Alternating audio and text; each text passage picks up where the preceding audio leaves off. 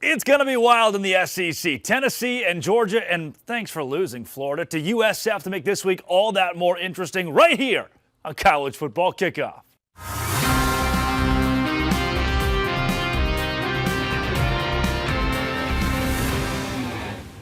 Welcome back to Fire TV's College Football Kickoff, presented by Coca-Cola. I'm your host, Drake Toll of Locked On Big 12, head of broadcaster for the Savannah Bananas organization, and we're coming in hot from the heart of college football country in Dallas, Texas. On set with me, two legends, 22-time Coach of the Year Gary Patterson and the former Dallas Cowboy and North Carolina Tar Heel Jesse Holley. Every week throughout the season, we'll be right here breaking down the matchups, the moments, and the madness with elite insight from experts across the nation. Look for new episodes every Thursday on your Fire TV and Echo Show devices. This is your all-access pass to the weekend ahead in college football. Let's kick it off, and let's do it with the number 18 South Florida Bulls. It's time for our rankings report.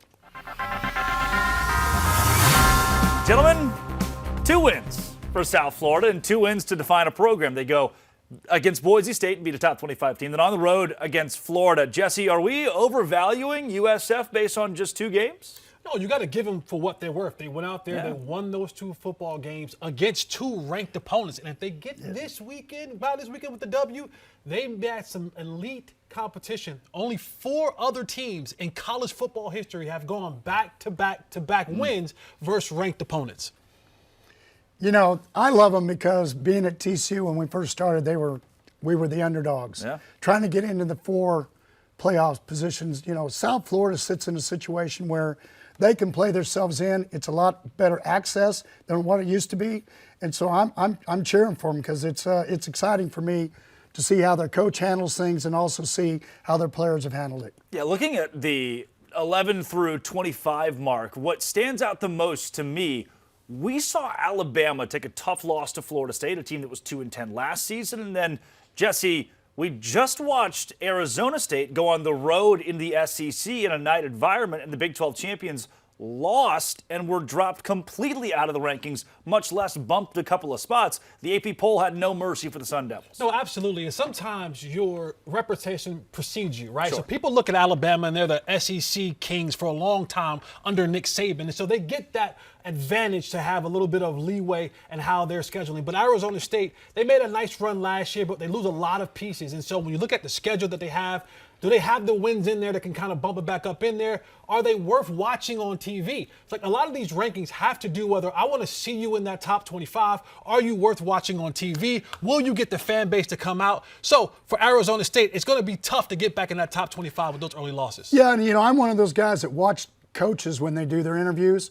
And, their head coach, Dillingham, has been on them about need more energy, playing harder, and doing things. So I think probably coaches and writers have kind of looked at it and said, hey, this team needs to get going. We need to show them.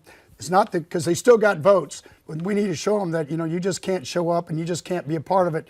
If you want to be one of the top 25 best teams in the nation, you better start playing better. Yeah, I was surprised to see them bumped out. We see a couple of SEC teams come in. 11, that's a record for SEC teams. Why not just rank Vanderbilt and Arkansas and the rest of them, Jesse? I mean, it's pretty crazy to see not just the record, but at 11, 24, and 25, Auburn and Missouri sneak in after big wins against coach Big 12 teams. Well, yeah, I thought the Kansas-Missouri game was a great ball game. Yeah. And it was at Missouri, hostile environment. I thought it boded well for Kansas. I was kind of mixed on the whole game as far as Missouri was concerned. But I would tell you, I wouldn't count Arkansas or Vanderbilt out. I think they both have a chance to make some noise here going forward in a couple weeks. Yeah, it's as deep of a league as maybe we've seen it. And I think as deep of college football as we've seen it again. You're looking at an Alabama team that this week had a statement. They proved themselves in their, I say proved themselves, they proved that they played ticked off, and an Arizona State team that will try to do the exact same thing when they come out here this week. Let's go to the biggest matchup in the country. That's a lot of banter about where the top 25 sits, but these are 2 teams that sit pretty out of the SEC, Georgia, Tennessee. It's time for our Game of the Week. The Game of the Week here on College Football Kickoff, presented by Coca-Cola. We have Clint Shamblin of Locked On Bulldogs, Eric Kane of Locked On Vols. Clint, Are the Bulldogs as good as they were a couple of seasons ago when they won the national championship? Can they get back to glory? And does a win against Tennessee prove that? I think this game will prove one thing very, very dramatically, and that's the defense. Kirby Smart has said defense in the trenches, tackling is key. If you look back at the national championship winners the last 5 years, top 5 defense. 21, 22, we didn't know those names before they hit first round grades. These no-name dogs on defense are that exact same team. C.J. Allen, Raylan Wilson, Chris Cole, if you don't know that name, know it now. That guy's a terror off the outside. Coming for quarterback sacks and get in the backfield. Offensively, I think we're going to be just fine. Running the football with a 3-headed attack against Tennessee, we're going to dominate and get back to that status, yes. Oh, what's that, Eric Kane? Did you say that's a bunch of bull malarkey? Was that? Can you say it with your chest? Anything that Clint said that stands out as very untrue? I mean, Georgia's won 8 straight in this series, so it's kind of hard to argue. But no, I mean, I think Georgia's a good team. There's still a lot that I don't know about Georgia. I think there's some you don't know about Tennessee. It's early in the season. It's kind of weird for these two teams to be meeting so early. But, Georgia's going to be a tremendous challenge on the defensive end, always having good linebackers. C.J. Allen's been there forever. He mentioned Chris Cole. They brought interior pressure from those backers in years past. And, I mean, Nico Iamaleava was sacked 6 times in this matchup last year. Tennessee was able to run the football efficiently but couldn't do anything through the air. So can Tennessee get after the opposing quarterback early, rattle him in his first SEC start, and, of course, get things going with a new quarterback in their own right, Joey Aguilar, behind the home crowd? We'll see. That line's really, really close, and should be a good one. Clint, this reminds me vaguely of when Tennessee knocked off Alabama at home a couple of years ago, and it felt like the monkey off your back. Another night game, or make it afternoon game for this one in Knoxville. Makes it a little bit different, though. Do you feel that almost je ne sais quoi of when Tennessee knocked off the Crimson Tide? I think Tennessee had a much better team at that point matchup-wise against Alabama. We see a couple of defensive backs who have played well in the first 2 weeks for Tennessee, but Redmond's going to get tested. We saw last week when Gunnar Stockton saw 6-7-yard cushion, he went to the screen, got in the hands of Zachariah Branch, who's quicker than quick, and he's going to get up the field. So I do think matchup-wise it's a little bit different. Tennessee certainly hopes it is that feel, and this is going to be a raucous environment. First start on the road, Gunnar Stockton, the SEC. It's going to come down to, can the offensive line protect him? And this just in, Tennessee didn't lose a great defense. They still have very, very, very good up front 7 pieces to pressure that banged up, hurt offensive line. Yeah, Kane, we'll end this one with you. If Tennessee is going to win it, what's the one X factor that the nation's not talking about? Yeah, I think when you, and I talked to Clint about this earlier this week, Kirby Smart does such a great job defensively. He's a defensive-minded coach, defensive backs. Those corners, man, in these matchups, and 4 years under Josh Heupel, the corners for Georgia have just, they whipped Tennessee's receivers. Press man coverage, can't get off the line of scrimmage. I'm looking at that matchup. Of course, you got to protect the quarterback first and foremost to have an opportunity, but can Tennessee's wide receivers get off those press man coverages, get down the field, go make a play? Mike Matthews, Braylon Staley, Chris Brazel. I'm interested in seeing that because the last 4 matchups, it's like Tennessee really didn't have a chance to even have a chunk play because they were just getting beat the line of scrimmage. So I think that's something that a lot of people might not be looking for, but it's been pretty dominant in Georgia's favor these first couple of matchups. They are the experts. It is Clint Shamblin of Locked On Bulldogs, Eric Kane of Locked On Vols. Thank you both for being here. Not only are they experts, but they're big fans. And being a passionate fan is hard work. All the pomp and circumstance makes you work up a thirst. Fan work is thirsty work. Enjoy a refreshing Coca-Cola. Today's show is brought to you by DoorDash. The reason it's brought to you by DoorDash is because I, as a human being, love it. Time to look back, crown this week's MVP on who delivered. And you can win every Saturday with DoorDash Streaks, saving every time you order. These players delivered. Sawyer Robertson of the Baylor Bears delivered in a big way against SMU, coming back and winning the game in Dallas. No hesitation, no delay. Sawyer Robertson, he's on a streak. Just like Sawyer delivered for the Baylor Bears, DoorDash delivers for your Saturdays with DoorDash Streaks. You save every Saturday with your order, stack it up all season, save up to $250, including $100 in DoorDash credits. Order this Saturday. Keep the streak alive. Fuel your game day only with DoorDash. Terms apply. Promo period beginning and finishing. Beginning now. Finishing through November 18th. That is DoorDash. Coach, I want to start with you here. Tennessee reminds me of Ole Miss or Oregon, kind of the big engine that could until they couldn't anymore. They're the team that gets to the playoff and then they fall apart. They can't win the big one in the regular season. Is that still the vibe in Knoxville? I think Aguilar, the quarterback, he's older. I think it's going to help him instead of a freshman they had a year ago. Both teams are big on defense. They're both fast.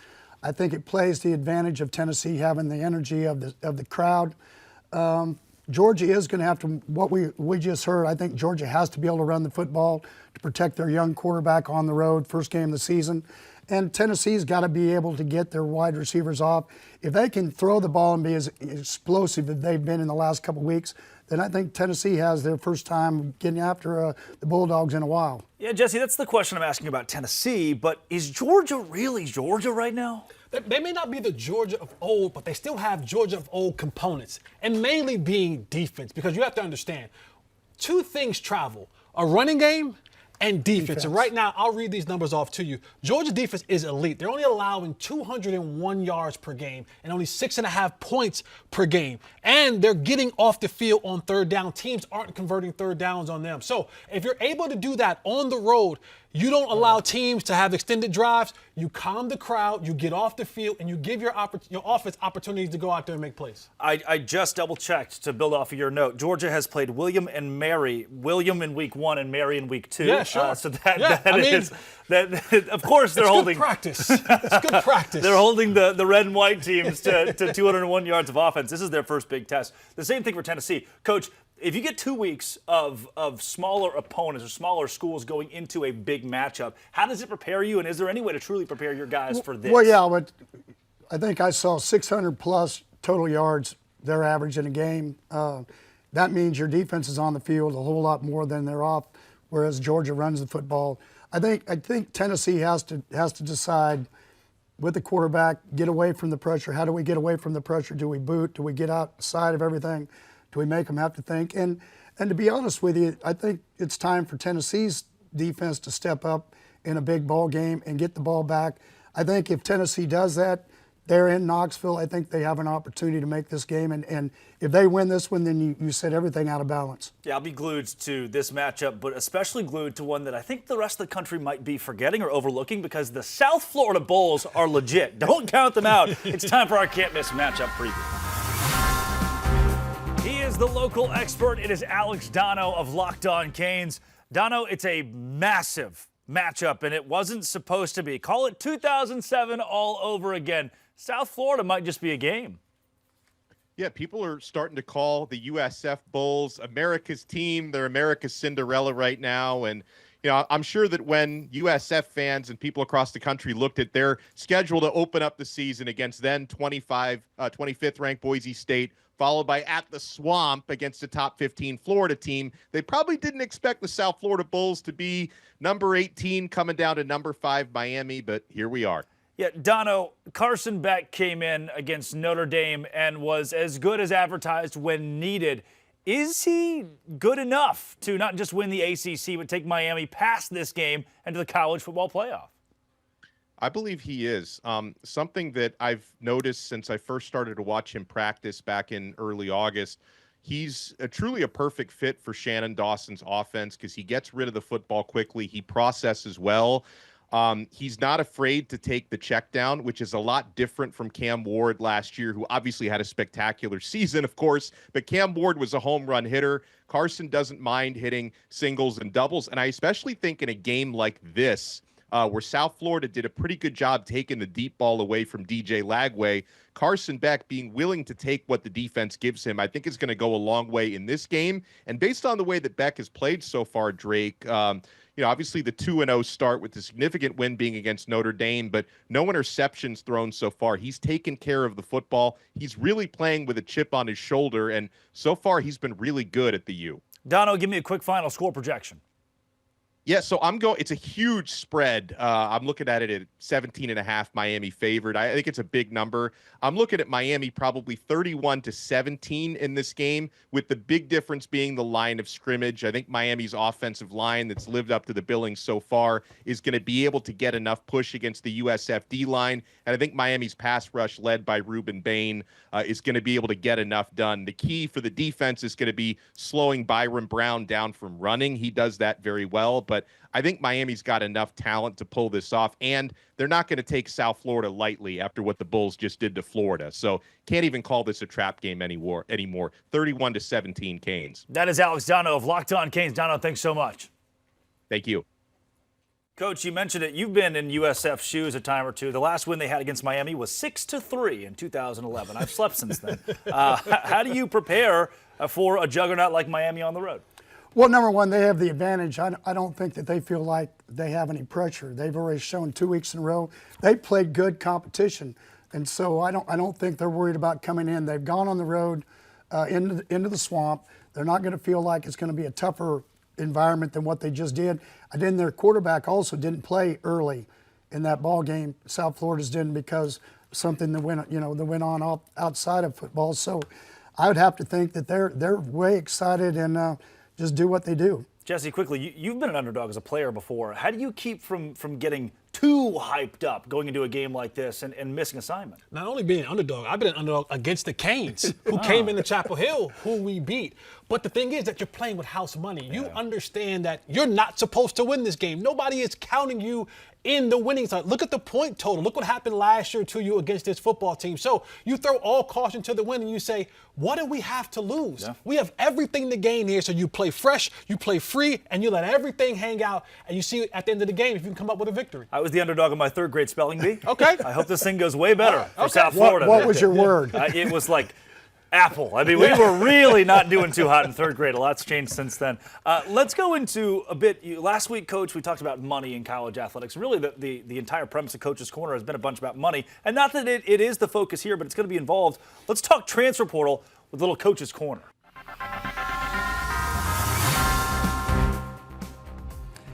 You know, there's two topics in college football that everybody wants to talk about. That's NIL and portal. Everybody has their opinion, bad or good.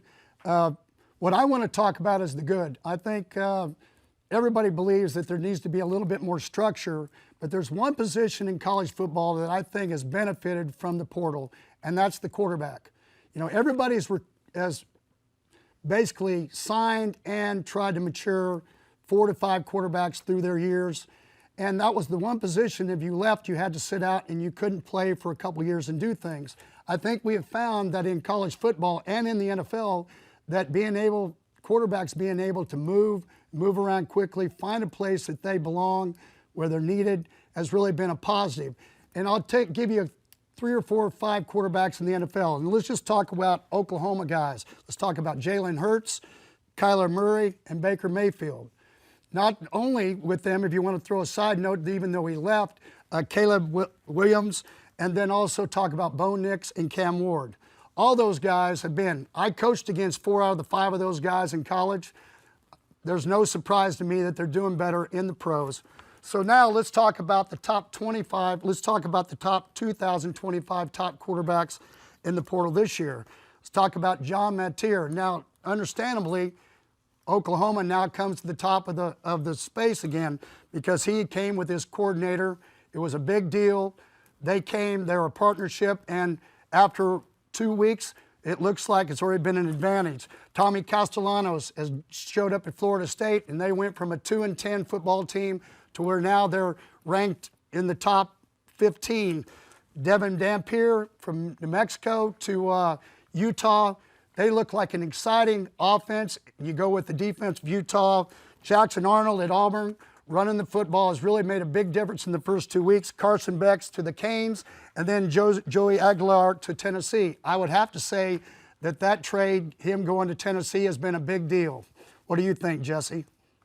Well, for me, when you look at this thing, you need a quarterback. All right, that's the first things first. But I remember Matt Rule said this a couple years ago. He talked about the going rate for a quarterback in NCAA is about $1.5 million to $2 million. That's the starting point. Yeah. And the pot is only getting richer because now you're looking at how things are going to go in the college football playoff. You have 12 teams in there now, and coaches understand there's bonuses tied to that, Coach. You know all about that one, right? And so if I have a quarterback, if I have the point guard of my offense, then I have a chance. And when you don't have one, now you find yourself fishing for wins, trying to find wins. So I think when you look at this thing from a lot of different perspectives, is it portal? Is it NIL? Is it loyalty? Is it fit? All these things, I feel like a lot of it has to do with the dollar bill, y'all. Well, think about this. We're talking about loyalty.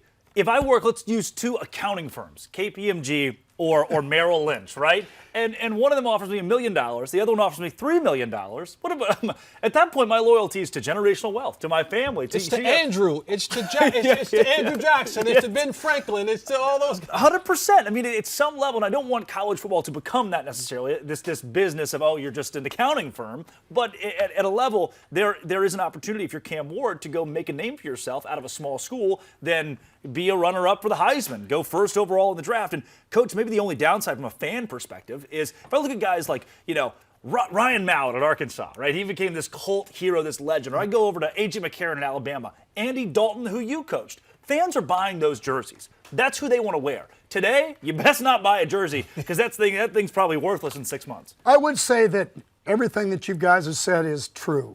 But I would also say that in a lot of these guys' cases, they went to a situation where there was a need and there was a certain culture. Some of them followed their coordinator, some of them followed their head coach.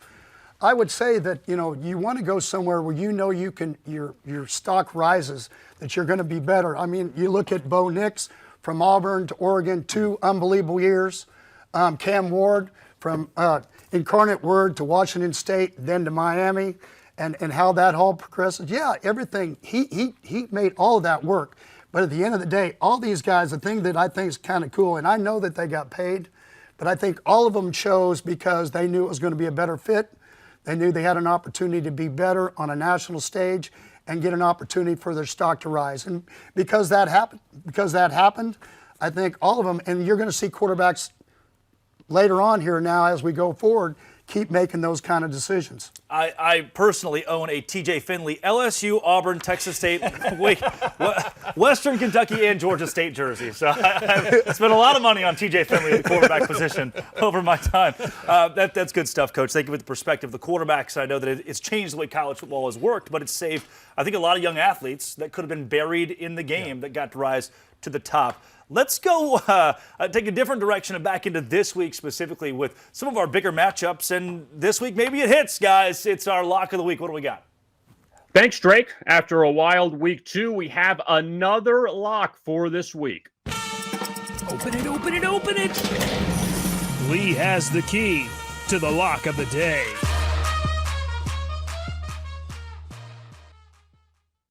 Big game in the SEC coming up on Saturday. The Florida Gators and the LSU Tigers hooking up in Baton Rouge. The Gators looking to bounce back from last week's loss to USF. LSU comes in at 2-0. Lee, what do you like here in this SEC showdown? Well, it's interesting that both of these coaches were hired 4 years ago. Obviously, Brian Kelly comes over from Notre Dame, but Billy Napier came over from Sun Belt Conference, Louisiana Lafayette, had a stellar career there. Well, maybe he should have stayed there. He's just 20-20 so far at Florida. He had a huge upset last year when they beat LSU. He was probably a half away from getting fired. His team rallied in that game and won the game 27-16, ended up with an 8-5 record. Things started well this year. They beat Long Island 55-0. And then last weekend, things came crashing down against South Florida. They lost the game at home and committed 11 penalties doing so for over 100 yards. I also suspect DJ Lagway, their quarterback, who was injured in fall camp, isn't 100%. Now, LSU, I think they're laying in the weeds here. After beating Clemson first weekend in a huge upset in the other Death Valley, they just went through the motions last week against Louisiana Tech. They showed absolutely nothing. This is their revenge game, the game last year that cost them from getting into the college football playoff. Love their team speed, especially at linebackers, which play like defensive backs here. So Death Valley, if you're not playing at a high level and also you're not disciplined, it'll swallow you whole here. Revenge, revenge, revenge. Goodbye, Billy here. Sunbelt Billy, maybe no more in another 3 to 4 weeks. LSU is my lock of the week, 31-14.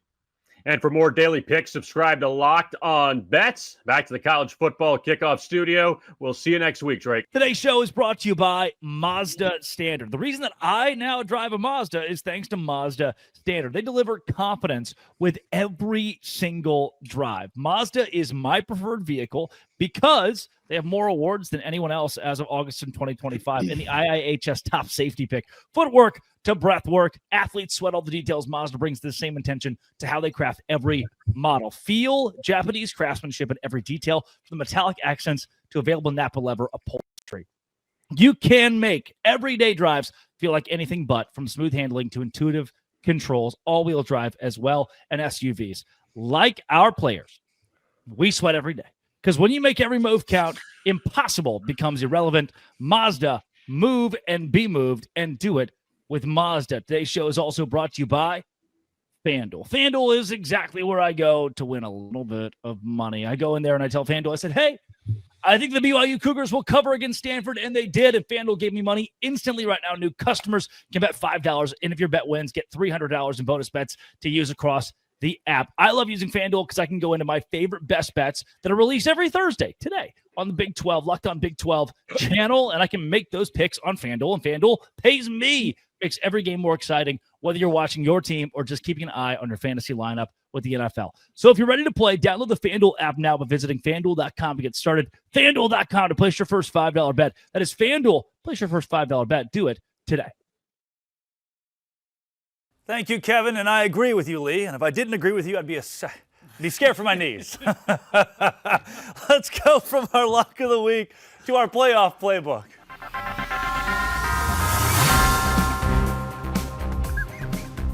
Lest we forget, you love Lee Sterling. I love him. That is my favorite segment of the day. I look forward each and every week. Lee, I look forward to seeing you each and every week, brother. Just know, I know the white walls on the Cadillac is parked out front, and it is clean. He sends his best to the missus. I do. He really does. He really does.